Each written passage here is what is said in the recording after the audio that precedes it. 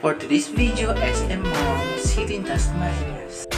Good morning, Sunday! Tara, mag-SM muna tayo sa Dasmariñas. Lagi nga kami pumupunta sa SM ng Dasma dahil para magpalamig at kapag tuwing linggo't walang pasok. Dating gawi kapag aalis ng bahay, papatayin lahat ng ilaw at fuse ng kuryente. Eto na kasi kumaring Sharon at napaganda na sa camera. Ayan na, nakalabas na kami ng aming building. Maglalakad ng 10 minuto para makalabas ng highway at doon sasakay papunta ng GMA. Tricycle nga ang sakayan papunta ng GMA at sa masamang palad, ito ang nabasa namin na nakalagay sa tricycle, no pig allowed. Ay naku naman driver, kuya, manong, kaya naman sa kasabay ko, tingnan mo naman napakalaki at naiipit na ako sa likod. Pero para sa akin ay okay lang dahil gusto ko makarating sa SM Dasma. Ayan na, kinaldag na, ayan, umalog na, ayan kuya, ang sakit, ang tricycle mo napakaalog, tapos ang laki pa, tama naman ay nakit mo ang pig allowed dito sa tricycle. Ayan, galit na. Eto na't nakaraos din, nakababa na kami ng tricycle at dito na kami sa GMA. Ayan na, binigay na ang bag para dalhin. Ayan, nauna na sa paglakad. Kailangan namin maglakad papunta doon sa terminal, papuntang Dasmariñas. Jeep na ang sasakyan namin.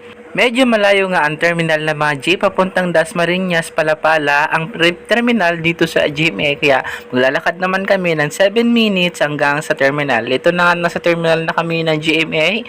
Ito ang mga jeep at mga bus, ang terminal nila.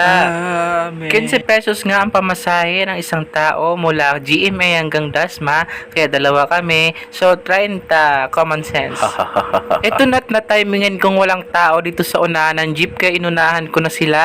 Dito kami talaga umuupo kasi mas magandang umupo dito sa unahan ng jeep. Diretso lang ang tingin sa kalsada kaya hindi nakahilo. Anong tinitingin-tingin mo dyan? Lumaki nga ang mata ko dahil kakahintay na kailan kaya under tong jeep. Halos 5 minutes na kami naghintay. Ayan na nga, umandar na, hindi na nakapaghintay. Manong driver, pakibis-bilisan dahil gusto ko na magpalamig sa SM. Hindi po kami magsha-shopping, magpapalamig po kami sa SM. Oo, i-relate yung iba dyan, hindi naman talaga shopping ang habol sa SM kundi ang aircon.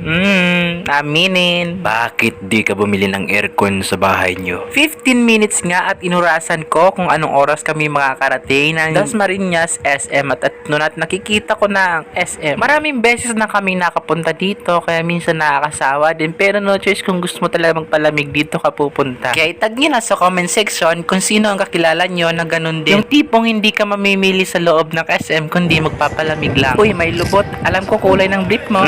Bilog-bilog, iba-iba ang kulay. Eto na't nasa loob na kami ng SM, medyo konti pa ang tao dahil umaga pa. Pwede nga kayo guys mag-ride sa tren na ito paikot ng mall. Napakaganda nga ng decorate ng mall na ito, kaya kang papasok ka dito at marirelax ka talaga. Narirelax ka na, naka-aircon ka pa. Ba naman. Ito nga guys, rides na pang bata, may Ferris wheel at saka yung parang siniswing-swing ka. Ito nga guys, yung nagustuhan ko talaga sa lahat, yung mga laruan dito, ang gaganda. At napakadami, napakabago sa mata. Maganda nga to guys, pang display sa loob ng bahay. Ito nga guys, yung mga laruan na napapanood ko sa Facebook na ginagawa nila. Meron pala dito sa SM Dasmariñas. Available po yan dito sa Action Figures. Kaya sa mga mahilig sa laruan dyan o pang display, dito na, sumugod na kayo sa SM Dasmariñas. Dito na nga kami guys, sa pinakadulo ng mall na ito, may nakalagay na WMN. Hindi ko alam kung yun ibig sabihin yan.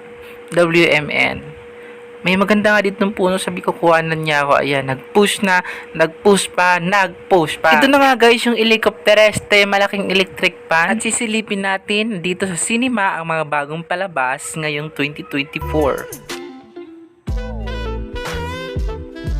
Kaya sa may hilig dyan manood ng movie, sumugod na kayo dito sa SM Dasmariñas. At dito na nga nagtatapos ang vlog na ito. Hanggang sa muli, Mardy First Vlog and stay awesome.